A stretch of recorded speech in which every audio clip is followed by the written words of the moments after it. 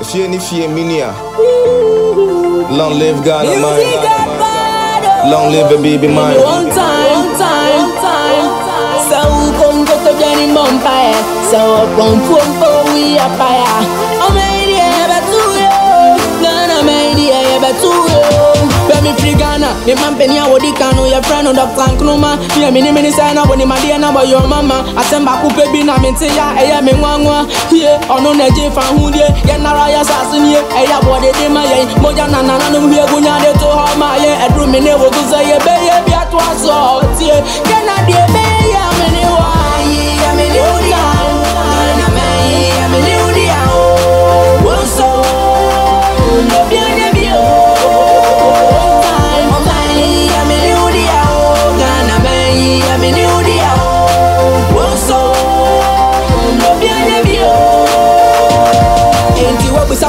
And Jankay on one Diana and I'm possessed a ray of Yana and any Jana and the young Physican Tons of Fangu from Nemo Frayina, come Nayan to Jomon Campoya, who say a kind of animal that be so did video some year no did Gana City, Obia baby, and not to any greedy, I bet Janka Bitty baby and I will go to Korea, Bianco Bini, Libya, when I was so young.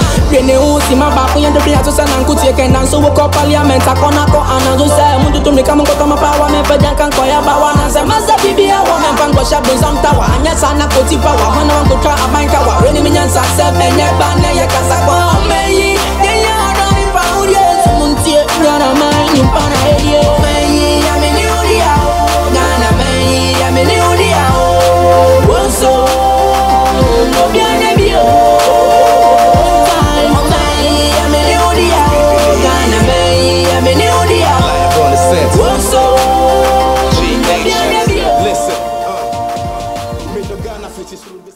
Hello and welcome to another edition of Diaspora Weekly.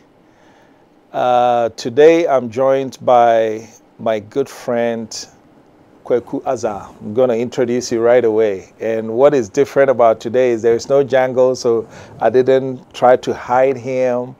I'm introducing him right away. And there's a reason why there is no jangle today, because we have a mouthful to talk about. Okay? Anytime I have Kwaku here, the famous Kwaku Azar, he has had, how many fights have you had at the Supreme Court? More than he can count. Too many. Too many. We're here to talk about the legal profession and the diaspora, all kinds of stuff. So stay tuned. We'll go on a quick break. When we come back, we'll dive right into it. This is Diaspora Weekly.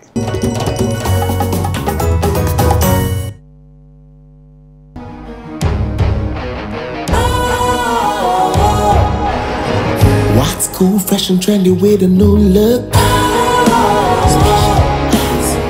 Makes you feel real good, that refreshing vibe.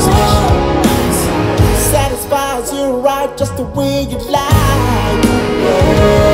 Do you know? Do you know? Do you know? You gotta do it alone. Specialized makes you flow. Anytime, anywhere.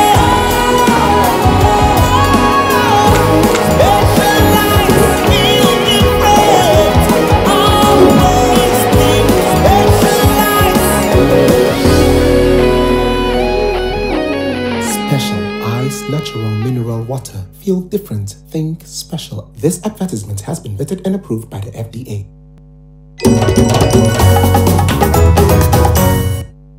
My name is Jermaine Nkrumah, and I'm joined by Professor Kwaku Azar. Kwaku, welcome. Thank you, Jermaine. Good to see you again. I did not try to introduce you because your resume will take the whole program. So we're just going to dive right into it. In fact, it's not as if people don't know you. You're an icon when it comes to the legal profession. So I'm going to start with the first question here, which is something that's trending today. Salaries for presidential wives. What's your take? That's an interesting one. I don't know the justification for the salary because people are paid salary when they have a contract of employment and the contract of employment will then stipulate what salary they are entitled to. Now, as I understand the Emolument Committee report, it comes about because of Article 71. And Article 71 specifies certain offices that whose compensation package is determined initially by this committee and then approved by Parliament or by the executive, depending on the office involved. To the best of my knowledge, the spouses, the first spouse and the second spouse, are not Article 71 office holders. And therefore, it is a constitutional anomaly to include their salary in the committee's report. Okay. If you want to give spouses some allowances, then you have to do it. You have to do it through some law. But just doing it under the Emoluments Committee that is set up specifically to deal with Article 71 is an anomaly. Okay, but there are those who say that, look, if Jermaine Nkrumah and his wife living normally, the wife has a job, Jermaine Nkrumah has a job. Jermaine Nkrumah decides to run for president and he's elected president. It is inconceivable that the First Lady will continue her employment. It's just not practical. So she's going to have to give up that employment to come occupy a title. There is a given title of First Lady, not just the wife of Jermaine Nkrumah anymore. So why should that not come with compensation? It doesn't come with compensation because, as you said, if you run and you win as president of Ghana, the country provides you with so much that it's unthinkable that your wife would need a salary.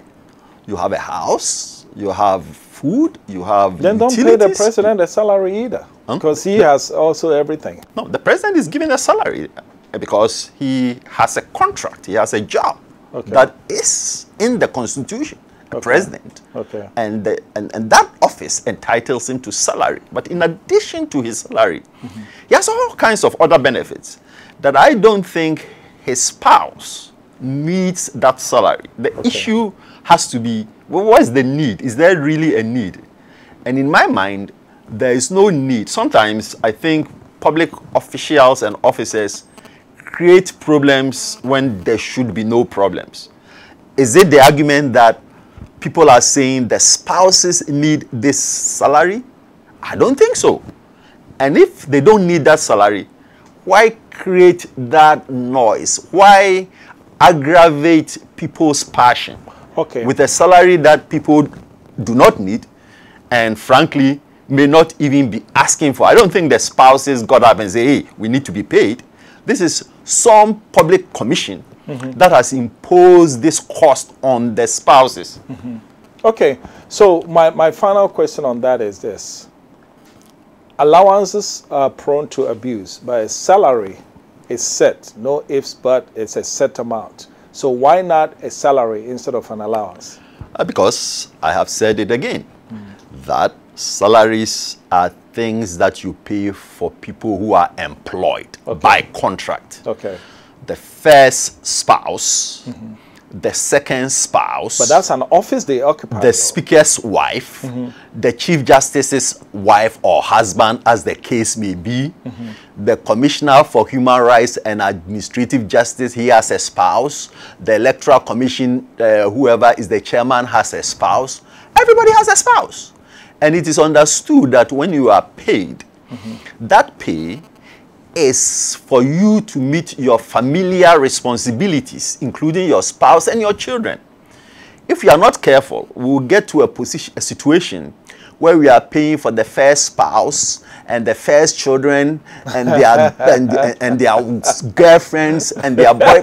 What is all this for? Okay. It is unthinkable. All right. To me. Okay.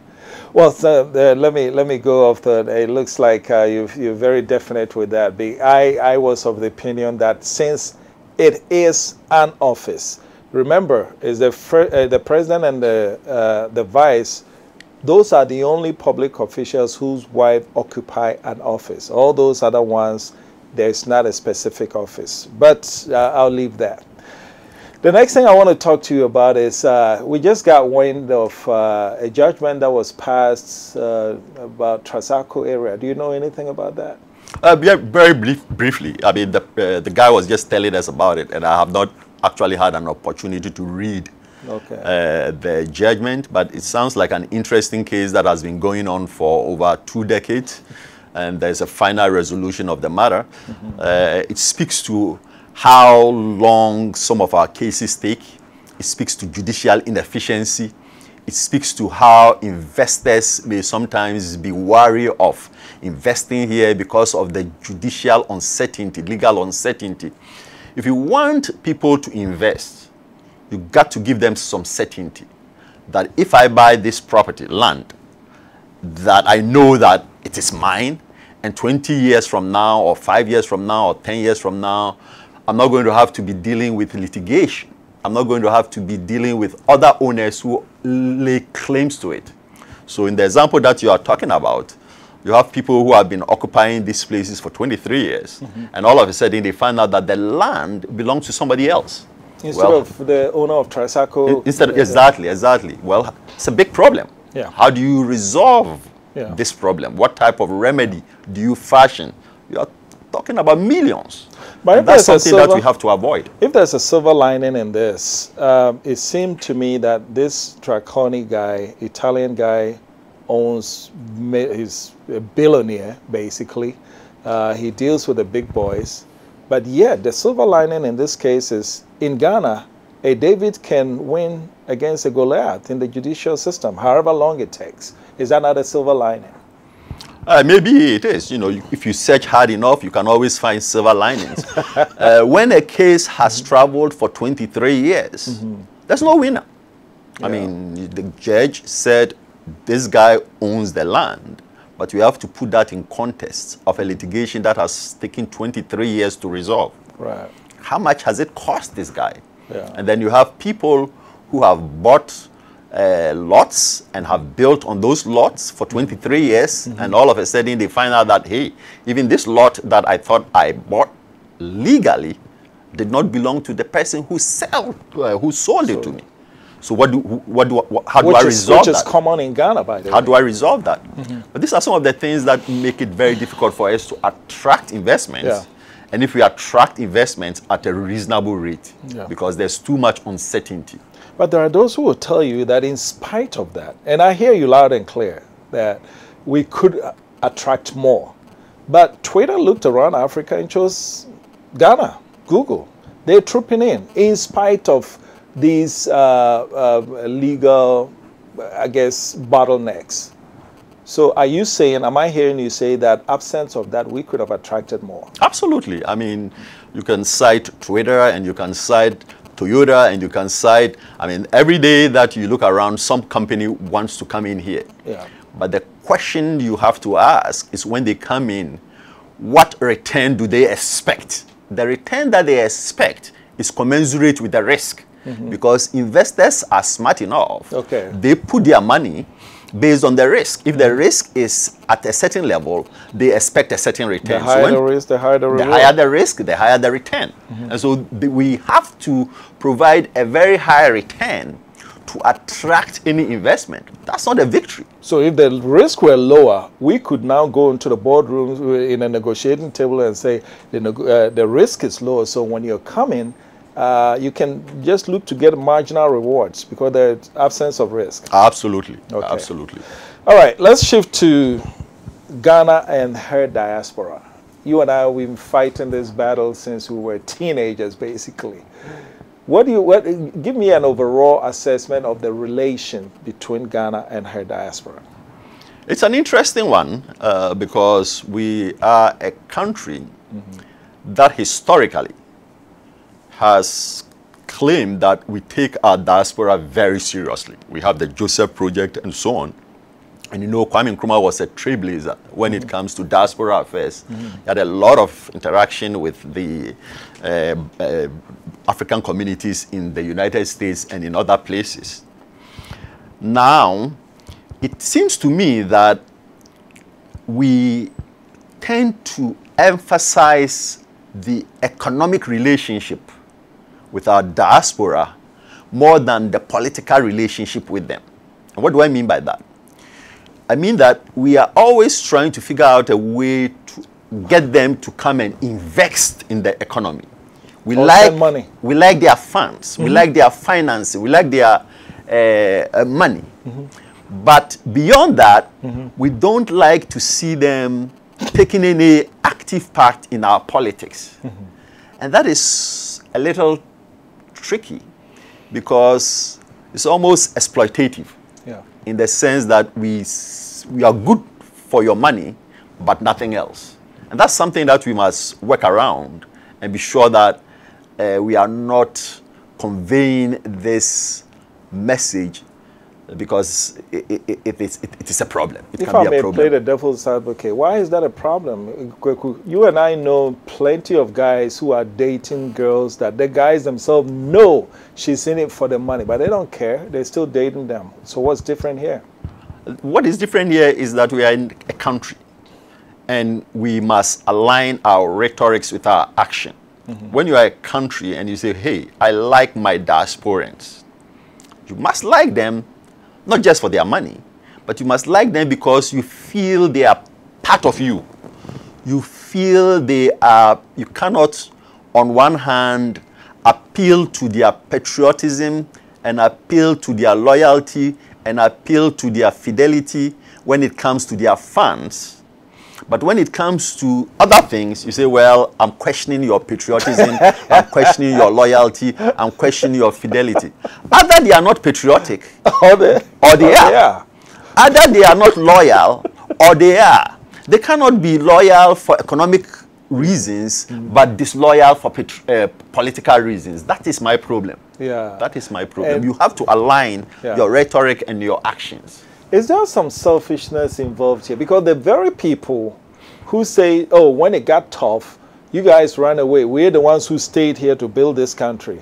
But they are the same people who pick up the phone and say, hey, and then you send us money or we're dying of hunger. Where do those work together? I think that is also a mistaken idea, because the fact that people ran away and people who were here were the ones who built, it's a myth. It's a myth. A lot of people who ran away invested a lot in terms of their resources, in terms of their organization, to, for instance, restore the country back to democracy. When the PNDC took over Ghana in 1981 and had to rule from 1981 to 1992. Much of what we did in terms of resistance to that military era was initiated by people in the diaspora. And that's what we have to understand. Because those who were at home couldn't talk. Because it was too dangerous to talk from home. And then you would see that even in the military itself, when people wanted to resist from the military, they were coming from outside. Like Jiwa and Co came from outside June 1983. They were all based in Abidjan and then Togo, but the resources to keep them in Abidjan and Togo were coming from London. So we have worked together, whether you are here or whether you are outside. It's almost like, let's forget about the country and think about a family. In most families today in Ghana, you have some relatives who are outside the country and you have some who are here. But they work together. If there's a family farm and there's a problem, they call the people outside and they put their heads together and come out with some resolution. And that's how we have to think about our citizens who are outside the country. They are part of the country. How do we leverage their knowledge? How do we leverage their wealth? How do we leverage their skills to the betterment of the whole country? We need to stop dividing ourselves. We need to stop subtracting. What we need is multiplying and adding. Kwaku, where are you from? What part of the country are you from? I was born in Accra, but my parents are Kwakus. Close. Yes. Okay. All right. If you were, let's say, if your lineage could be traced towards the stool in, say, your village, right? Which is it is. It is. Okay. Yes. All right. The fact that you were born in Accra or lived the most of your time in Accra, would your village folks question your loyalty to the village? No, it doesn't work that way. This questioning of loyalty started only in the 1969 Constitution. Because if you look at the 1960 Constitution, and that's why I said Nkrumah was a trailblazer, the only limitation in terms of running for president was being a citizen of Ghana of 35 years or older. And at that time, anyone could come from anywhere in the world and apply to be a citizen of Ghana. And then he was a citizen of Ghana. The Attorney General from 1957 to 1961, the Attorney General of Ghana, was a guy by the name of, what's this guy's name? Oh, he has a book, interesting book, Reap the Whirlwind. He was the one who built the Ghana School of Law. Okay. His name escapes me now. But he was the Attorney General. He was a Scottish. The Speaker of the first Parliament was a guy by the name of Akumi. His roots go to Nigeria. And that's the way the country was, because we were 4 independent states, Ashanti, Volta, the Northern Territories, and then the Gold Coast Colony. And the British put us together in this thing that they called Ghana. Until May 1957, there was no such thing as a Ghanaian. Everybody who was in Ghana by then was a British subject. And then in May 1957, when we created the Ghana Nationality Act, everybody became a dual citizen because you were a subject of the British and you were as well a Ghanaian. So dual citizenship is something that is of ancient vintage in Ghana. It is who we are. You know, in the US, they say we are a land of immigrants. In Ghana, we are a land of dual citizens, just because of our history. So the first time that there was any talk about dual citizenship was in the 1969 Constitution, when they didn't say dual citizens couldn't hold office. Rather, what they said was, if you acquired the citizenship of another country, then you lost your Ghanaian citizenship. And this was continued in 1979 and then in 1992. Fortunately, we were able to convince the lawmakers in 1996 to reset the relationship so that if you're a Ghanaian, you can now become the citizen of another country. And hold both. And hold both. Okay. So now that we are legally allowed that to happen, we shouldn't be punishing people for doing what the law allows them to do. Okay. And that's the way I see the problem. All right. You know what? Now we've talked about the marriage between Ghana and her diaspora. Clearly, one is taking advantage of the other, and I think diaspora is on the losing end. We're going to go on a quick break. When we come back, we will talk about what the diaspora is looking to have done about that. This is Diaspora Weekly. My name is Jermaine. I'm here with Kwaku Azar, the one and only Kwaku Azar. We'll be right back. As the national regulator of the communications industry in Ghana, the National Communications Authority seeks to ensure an environment that is safe and fair for consumers and service providers. NCA grants licenses and authorizations for operation of communication systems and services, develops guidelines to streamline communication activities, establish and monitor quality of service indicators for operators and service providers. NCA is in 8 regions: Accra, Tamale, Takoradi, Kumasi, Ho, Koforidua, Sunyani, and Bolgatanga. Do you have unresolved complaints with your service providers? Contact us on 0800110662, 0307011419 between the hours of 8 o'clock a.m. and 5 o'clock p.m. from Monday to Friday, or visit our website at www.nca.org.gh and follow the procedure for filing a complaint or submitting enquiry. National Communications Authority, Communications for Development. Hello and welcome back. This is a special edition of Diaspora Weekly. We're talking legal, we're talking diaspora, and who best to have that conversation with than the one and only Kwaku Azar. Kwaku, we led, your final submission led perfectly into the diaspora and what they can and what they cannot do in terms of the political relationship. Where are we and what does the diaspora want? Well, the diaspora, as I understand their concerns, they are asking that they be integrated into the development agenda. That's all. They are Ghanaians outside, and they want to be part of the solutions in terms of raising the standard of living.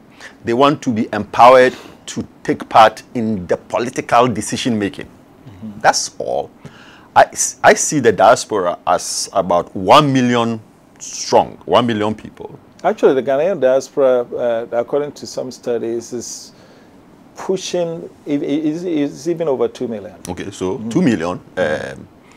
But 2 million people with resources, with skills, with knowledge, and we got to leverage that.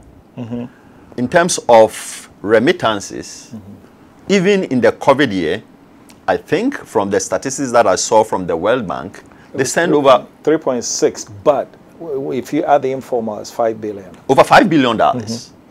That is as much as we are getting from any of these other sectors. So I see the 2 million people and their $5 billion as important elements in our development space, development agenda. So how do we then bring these people so that we are taking advantage of what they have to offer? I want us to do the same thing that Israel and Nigeria, what they do. China. What they do is to appeal to their patriotism and appeal to their loyalty. When, for instance, they go to sell diaspora bonds. They sell diaspora bonds and they raise, in the case of Israel, in billions. In the case of Nigeria, I think $500 million by appealing to their patriotism. We are doing the opposite. We are questioning their patriotism. And when you question people's patriotism and you try to market diaspora bonds to them, they're not going to buy? Well, even if they buy, they are not willing to pay a patriotic a premium for it. Well, tax. You know, what has happened with these diaspora bonds issued by Israel and Nigeria is the rate on the bond is almost always lower than the market rate. And people call it the patriotic discount, because I am giving money to my own country. Even if I can earn 10% elsewhere, I'm happy to earn 8%. That discount. That's the patriotic discount. You don't question their loyalty. Question people's loyalty and patriotism and try to sell them diaspora bond and then expect them to give you a patriotic discount. That's not going to So happen. we need to align our rhetoric, our actions, and think about this globally. And that's why what we have done is to say, look, let's look at our laws, let's look at our constitution, and everywhere where there is some restriction or some penalty imposed on people in the diaspora who typically have citizenships other than Ghana, let's try and reduce that. By doing that, we are not saying they are entitled to hold any offices or any position. They have to compete with everybody else. They have to compete with everybody else. If you want to be, let's say, a parliamentarian, obviously you cannot be a parliamentarian if you live outside. You have to first move here. You have to make connections with your local areas and then convince them to vote for you. If they vote for you, fair enough.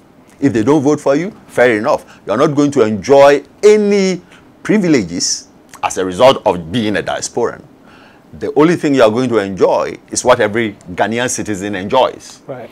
The right to be put on the ballot. And then the same thing for other offices. The president has to appoint you. You have to convince the president that you are the best person for the job. If you are not the best person for the job, being a dual citizen doesn't help you at all. Yeah. It's important that this point is made very clear. Those who rally against the removal of these constraints, the one thing is, oh, you guys will come and dominate.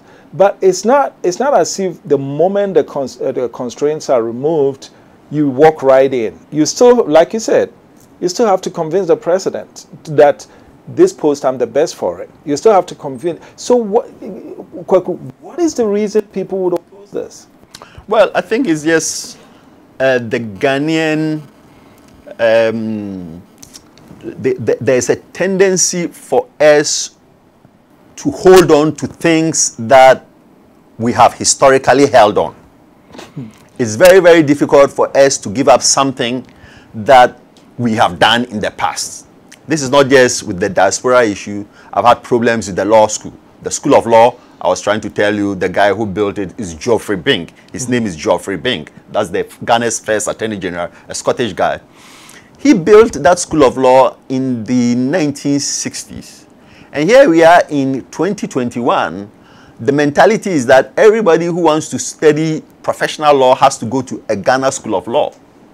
When we have over 12 universities, I mean, somebody is thinking that our universities cannot teach law at the professional level. That is the most ridiculous thing you can say about a university. Yeah. If a university cannot teach professional law for the lawyers to go and, for the law students to go and write the bar exam, then that university should be closed down. That's it.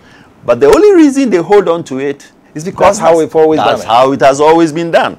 And that's the same thing with this dual citizenship case. If you sit down and you analyze it, you find out that really what is the problem? There's no problem at all. Right. I mean, there are many people who are dual citizens who work in the office of the president, in parliament, in the judiciary, with no problem. With questionable allegiance, right? Well, I mean, yeah, if it is true, is true, then they have the questionable allegiance. Yeah. I mean, we are saying that somebody who is a dual citizen can be a chief of staff, but he cannot be a minister. And the chief of staff supervises the ministers. It's just illogical, but people just hold on to it. So we need to relax and understand that, look, relaxing these rules will not change anything. The same thing like they just had with Achimota. They had a student who had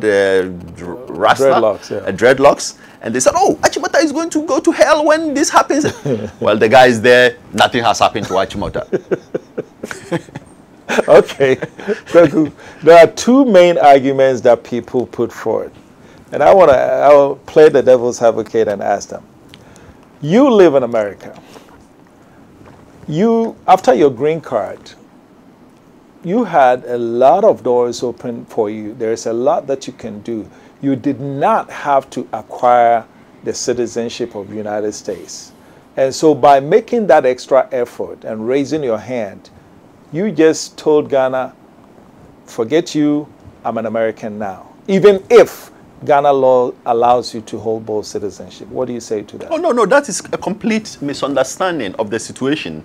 Because first of all, notice that you gave the American example, but we are talking about a global phenomenon. Right. In a place like Austria, if you are a foreign national and you are in the academy, from assistant professor, promoted to associate professor, to be able to be promoted to a full professor, you have to be an Austrian citizen. Okay. So that alone would compel you to apply for the citizenship. Not because you love Austria more than you love that Ghana. means you want to be a full professor. Yes. It has nothing to do with your love for Austria or your dislike for Ghana. Good. It has something to do with your wanting to be a full professor. Advance yourself. To advance and yourself. earn more money so you can send more back to Ghana. Precisely. Let's say you are a scientist in the United States, and part of your work involves traveling around the world. and you have to go to 5 countries in Europe. It is much easier to have an American passport because the American passport allows you to go to all these different countries without having to apply for a visa. So when you take on the American citizenship, it's not because you like America or because you dislike Ghana. It's a complete misnomer. It's a matter of practicality. Sometimes there are countries in the world today, if you go in and you invest a certain amount, they give you their citizenship. Yeah. They are, we call it investment citizenship. Yeah, the EB-5 in the United States. A lot of countries, a lot of countries. So people have become citizens there, not because they love the country, but because of their investment. There are certain entitlements that you work for, including healthcare benefits, including social security benefits, and so on, that may be lost if you are not a citizen. And so somebody may become a citizen of another country, not because he dislikes Ghana or because he likes that country, but because perhaps he wants to preserve those benefits. Maybe he has a house there, and so he needs to be able to egress and egress without any difficulties. And so the decision to be a citizen of another country in today's global world has very little to do with love for... Here's a quick test.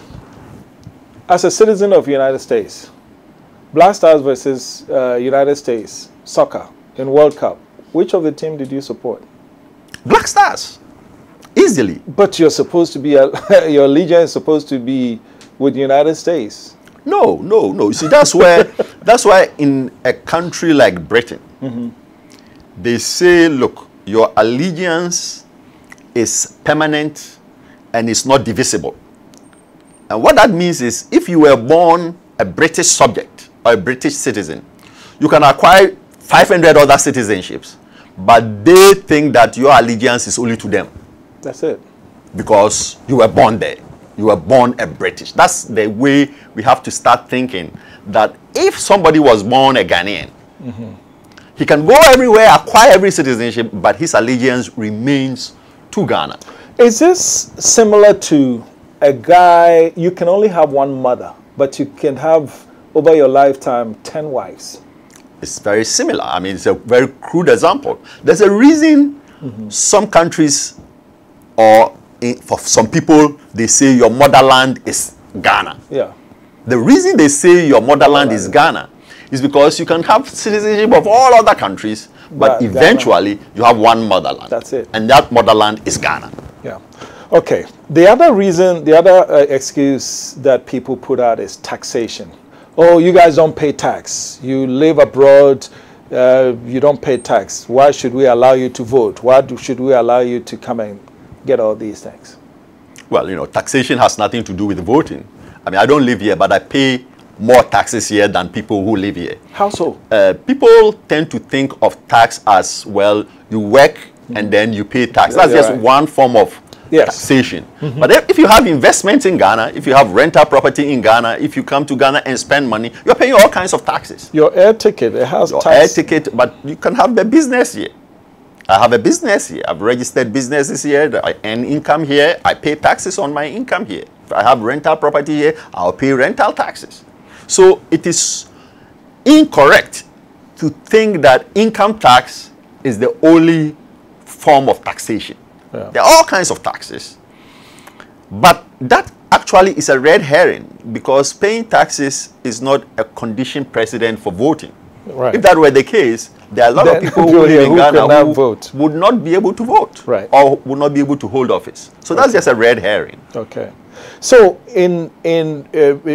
due to all these arguments that you've put, in light of all these arguments that you've put forward, I'm asking you to get into the heads of those who oppose this. What's the thinking?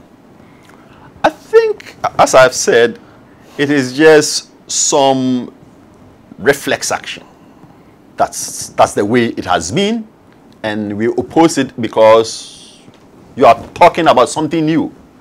And I have no doubt in my mind that if you allow me to sit down with 20 legislators who are going to vote on an issue, supposing there was an issue, after speaking to them, after answering their questions, When we are done, 19 out of that 20 would agree that, look, I've addressed all the concerns satisfactorily. Okay. So it's a question of information sharing. Okay. It's a question of calming down people's nerves. Okay. It's a question of putting all the cards on the table. Okay. To show that there's nothing sinister, there's nothing harmful, there's nothing deleterious in allowing your own people to be part of the system. Before we go on a quick break, 1 minute. I came in and I had to renounce my citizenship to run for parliament. Now I'm in parliament. You need my vote. And you want me to vote so you don't have to renounce your citizenship. Is there a selfish component in there? Maybe, but there shouldn't be. Because the question that you are asking is almost analogous to a teacher. And I'm a teacher, so I can give examples from the classroom very easily. There are some teachers who may think, well, when I was in school, I did not get a first class. So why should you get a first class? Well, I studied hard, did not get a first class, but I'm proud if I am able to teach some of the students to get a first class. That's the classroom example. Let's go to the family example. There are many parents who did without a whole lot and are now in a situation where they can provide for their offsprings. You shouldn't say, well, when I was growing up, I didn't drive a car, and therefore you are not going to drive a car. If we do that, we would see no progress. And so, yes, some people have renounced their citizenship. And we should even understand that dual citizenship was something that was not allowed until 1996. We lobbied for it. The world goes forward all the time. And the fact that you have made a sacrifice should make you more committed to the cause of making sure that people do not go through the same hardships that you have had to go through. That's the way I run my life. I look at the hardships that I've gone through and I ask myself, was it necessary? And if I think it's not necessary, then I do my damnedest to make sure that others do not go through. And if we do that, we are going to see collective progress. We'll be right back. This is Diaspora Weekly. My name is Jermaine Nkrumah. I'm joined by Kwaku Azar. We'll come back in the final segment. We'll talk about the future. Various languages around the world. The government, through various Ghana Fest live in Chicago, Illinois. Japan's Prime Minister Shinzo Abe gets the last laugh. Our correspondents, your eyes and ears around the globe. The UK enters towards the expiry of extended lockdown.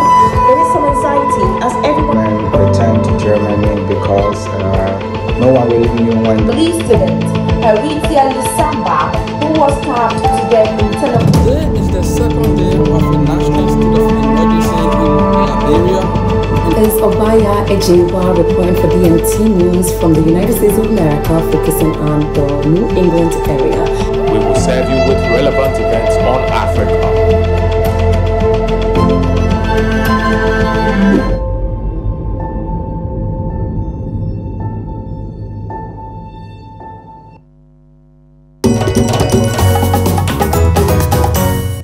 Hello and welcome back. You're watching Diaspora Weekly. My name is Jermaine Nkrumah, and I'm joined by Kwaku Azar, the one and only and the famous Kwaku Azar. Sometimes I think your head is about to explode with all this legal stuff. So you've taken us from the relations between Ghana and her diaspora and what you want Ghana to do for her diaspora. What is happening now? What do you have in Parliament? Well, you know, you and I and many others, we've been working on a bill to amend the Constitution to get rid of Article 94 2A as well as Article 8.2. Those are the articles that impose restrictions on dual citizens. And from regime to regime, we've always gone back. And fortunately, this time around, we are seeing a lot of progress. We have a bill. We have, through the private member bill program. We have a sponsor in the name of Honorable Kennedy Nyakwose from Akim Suedro. He's agreed to sponsor that bill. Bill has been drafted. Is he a former diasporan? I think so. I think he's a former diasporan, and I believe his family is still in the diaspora, if I'm correct about this.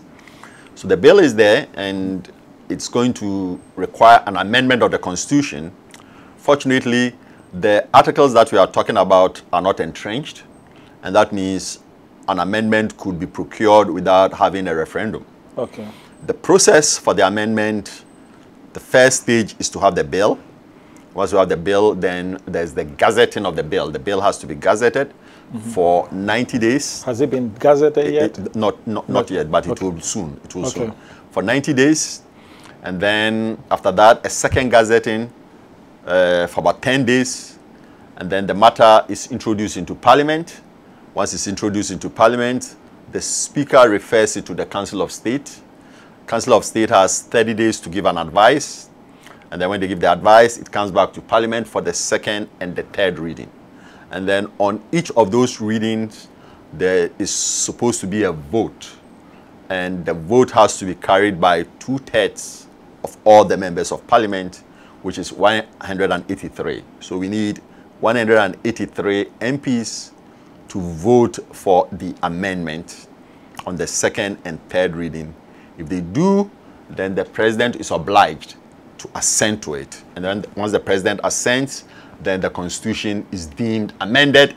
And then now the restrictions on dual citizens, the restrictions on owing allegiance would have been removed from the Constitution, and we would save ourselves from the situation like happened with my good friend from Boko, Sakandi Adamu Sakandi, who was sent to prison and, you know, through those processes had to die. And I know there are some ongoing issues with that with respect to members of the current parliament, one from Jomoro, I think, and one from Asinov, all of those dealing with dual citizenship questions. So we want to sunset those issues, and we are hopeful that we'll be able to get through Parliament. And what we want now is for people to actually give us a hearing, listen to what we have to say, ask us questions. We are happy to answer those questions. We want to allay any and all concerns. We don't really feel like we want to come and run for positions, but we want to feel like nobody is questioning our patriotism, nobody is questioning our loyalty, nobody is questioning our fidelity. So the principle is probably as important as the outcome itself. Right.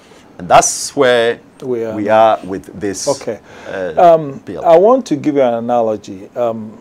When alcohol was banned in the United States, it created a lot of black markets. When that ban was lifted, the black market went away. The reason the analogy is here. You mentioned Jomoro and you mentioned Asin North with people dealing with dual citizenship issues who have snuck in and they've seen them. Do you think these constraints have created a sort of a black market system where people are occupying positions now with hidden dual citizenship? Yeah, it's possible. Very, very possible. I'm almost certain that there are people who are dual citizens. Maybe they don't even know that they are dual citizens. Somebody can be a dual citizen without even knowing. Without knowing. How does that happen? Because many people are born as dual citizens. So if you marry, let's say, a Nigerian, or for that matter, an Ivorian, and then you have children, depending on the laws in the two countries, the child could at birth be a dual citizen, a Ghanaian and a Nigerian. Let's take an example of Samia Nkrumah. He was born to a Ghanaian, not just a Ghanaian, but a Ghanaian Prime Minister Nkrumah. But his mother was from Egypt. Her mother, that's Samia, and his brother's name is Seku. Yeah, their mother was from Egypt. Right. And so at birth, they were dual citizens. Yeah. When they grow up, it's almost cruel to ask them to choose between their father or their mother. when it is completely unnecessary. Yeah. And if they live here and they want to serve Ghana, they shouldn't be put into a situation where they have to choose their father as against their mother or their mother as against their father just so they can serve. Yeah. When there are other ways of monitoring what it is that they are doing, if even we have fears that they may do something that is inimical to the interest of the country. Let's delve into that some more. Today, Ghana being the go-to place, so to speak, you have a lot of people around the region, the West African sub-region, coming in here, right? So if I'm from Mali or Niger, I find myself in Ghana, Twi is a very easy language to speak. I learn it, I speak the language. They're doing Ghana card now. Ghana card, if you're a Ghana card holder, you can vouch for me to get a Citizen Ghana card too. So in effect, I can walk in from Mali, come in, learn it. I was born and raised in Mali. Come in, learn the Twi, have my Ghanaian friend vouch for me. Oh, he's a Ghanaian. And then I get a Ghana card. Still have my citizenship of Mali in my pocket that nobody knows of. And with the Ghana card now I can run for president. But you are the one born and raised here in Ghana, attain the citizenship in the United States, you can't. Yeah, I mean, a lot of people don't realize how complicated the story is. Yeah. And that's why I started by tracing the history of Ghanaian citizenship and then telling you about how Ghana was put together by the British. So in the 70s, I believe, maybe late 60s, there was a famous case. There was a guy by the name of Olympio, and his father was then a leader in Togo. And so somebody actually took Olympio to court, challenging his Ghanaian citizenship. It turns out the court said Olympio was a bona fide Ghanaian, even though some of his family lived in Togo. If you look at the current leader in Burkina Faso, Kabore, his brother used to be the I think it's either the Western Regional Minister or Volta Regional Minister, I cannot remember, under the Achampong's regime, Colonel Kabore. And so the nature of our borders in West Africa. Ouattara, Cote d'Ivoire president. Yeah, from Burkina Faso. That's the nature of our border. If you understand our border, you become a little slow in challenging people's citizenship. Okay. We have to be very careful. Because when people talk about dual citizens, they're always thinking about a Ghanaian who is an American or a Ghanaian who is a British. But a Ghanaian who is a Togolese, a Ghanaian who is a Nigerian, a Ghanaian who is an Ivorian, they're all dual citizens. And there are a lot of them all over the place. We need to understand that the most important thing is you are a Ghanaian. If you're a Ghanaian, we shouldn't ask an additional question. What other citizenship do you have? If you're a Ghanaian, that is enough. How do we ensure that every Ghanaian has a stake in the country and every Ghanaian has an opportunity to contribute without people questioning, challenging their allegiance, their patriotism, or their fidelity? If we do that, we will do much better. As you can see, when we assemble a team to play for the Black Stars, we don't ask, well, what other citizenship do you have? And that's why people like Jordan Ayew, Dede Ayew, what's his name? The guy who was from Germany. The Boatengs. The Boatengs. That's why they play for Ghana, even though they hold the citizenship. And you see, you had one Boateng playing for Ghana and his brother playing for Germany against each other. Exactly. Yeah. Exactly. And this is the perfect time to do it because intermarriage is at an all-time high in terms of Ghanaian marrying a Togolese, and we're all over the place. So at some point, we're going to lose track of this if we don't lift the constraints now. Yeah, absolutely. It's long overdue. Yeah. I think we are one of the few countries that have such restrictions. There are countries in Africa where dual citizens can actually be president. Yeah. A good example is Nigeria. The Nigeria courts have held that it is unthinkable for one Nigerian to tell another Nigerian that you cannot hold this position. I mean, because their thinking is, you are a Nigerian, you have one vote. I'm a Nigerian, I have one vote. On what grounds do you stand on to tell me I cannot do X, but you can do X? Yeah. that is a division that is needless. Yeah. We don't need and that. then what Ghana is missing from all this is this. In 1999 is when Ivorians in the diaspora started voting. I'm inching into Europa now. In 2000, the year immediately following when they started voting, remittances shot up 25%. You get it? Yeah. So now Ghana is bringing in, Ghanaians abroad are bringing in 5 billion a year in remittances. If these constraints are removed and its ROPA is implemented, what happens to those remittances? It goes up. Because the way you want people to contribute to an enterprise is to make them believe they are stakeholders. That's it. If you make them believe that they are stakeholders, they have as much stake as anybody else, they are not discriminated against, their loyalty is not questioned, they naturally contribute. We have empirical evidence in places like Israel, in places like Nigeria. People have actually done studies on that. That's it. There's a study out there that shows that dual citizens are as loyal to their original countries as all other citizens. Kofi, Kwaku, you make your dollars in the United States. Your allegiance is questioned, but you come and invest your dollars here. And we know it's common practice for those who embezzle money to take that money and put it in Dubai, Switzerland, and everything. Between these two people, who has allegiance to Ghana? Well, that's the problem. You know, I was involved in a court case, I believe in 2012 or thereabout. And one of the arguments that the Attorney General raised was that if there's a war between Ghana between Ghana and Nigeria, and somebody who is a dual citizen, he might be confused. And so I said to the Attorney General, how is it that the only people who have been involved in overthrowing the constitution of Ghana are single citizens Ghanaians? What do we do about the single citizens Ghanaians who continue to overthrow our constitution? How many dual citizens have overthrown our constitution? And he couldn't give me any good answer. I like the other example better. You said if Ghana and United States go to war, which one would you say? And then I love your answer. You said my support wouldn't matter because you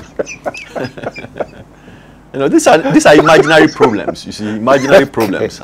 Final question: what should we do to help to push this legislation forward? Well, the biggest thing is information sharing, because as I said, people sometimes resist something out of habit. Yeah. It's just a reflex action. We need to calm people down. We need to educate people. We need to assure people that, look, this is not going to change anything. Everything that you're about to do with this bill is the same thing we did in 1996 when we again amended the constitution to allow dual citizenship. If you remember, there were people who were saying, oh no, how are we going to allow people to hold two passports and the country is going to bend, and so on and so forth. Well, so many years after, nothing has happened, the country has not bent. So it's the same type of thing. How do you get people informed? We will need you to put these types of programs, talk to different people, bring different people here, different points of view. We need to have more or less like a workshop with different committees or different members of parliament to try to answer their questions. We need some funds, obviously, because we're going to be traveling around to bring people aboard. It's almost like we are going to amend the constitution. And to amend the constitution, we have to get people involved. And the way to get people involved is through education, is through information sharing, and on your part, is through disseminating that information. Like this platform that you have given me, I appreciate very much, because people will hear it and they can propagate the message. Very good. This has been a special edition of Diaspora Weekly with Kwaku. It never gets dull. You have to keep up with the argument. And so, Kwaku, I want to thank you for coming on board to explain to us what's happening. Hopefully, if you're watching, you've learned a thing or two about relations between Ghana and her diaspora. And as my guests rightfully said, we need to start thinking innovatively and not hold on to old habits and everything. And if we do that, Ghana is the eventual winner in all this. Thank you for watching. This has been a special edition of Diaspora Weekly. My name is Jermaine Nkrumah, and I was joined by Kwaku Azar. Kwaku, thank you.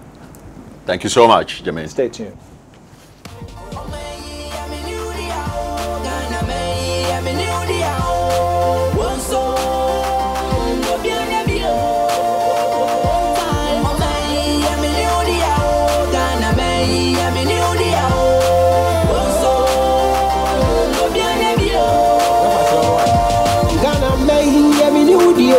Before near grow share near bio, Yama politics and tell me any atio, there's a bomb to push your hair near bio. Yenye bribi ma injirima, machiramo dada kojo kanche me on hineba, Yamri emojeni yenye se kwame kruma yesa yedi otambe mua, edi asembeba. We need peace, no ratatata. Solve the beef with your brother, dada. Never kill each other, dada. Judgment day, face ja ja ja ja. Piri ghetto youth remember this. Some love job, work hard and make money. And all you tell the ghetto youth make pounds solid. Rascal kuna fa, we say be a message.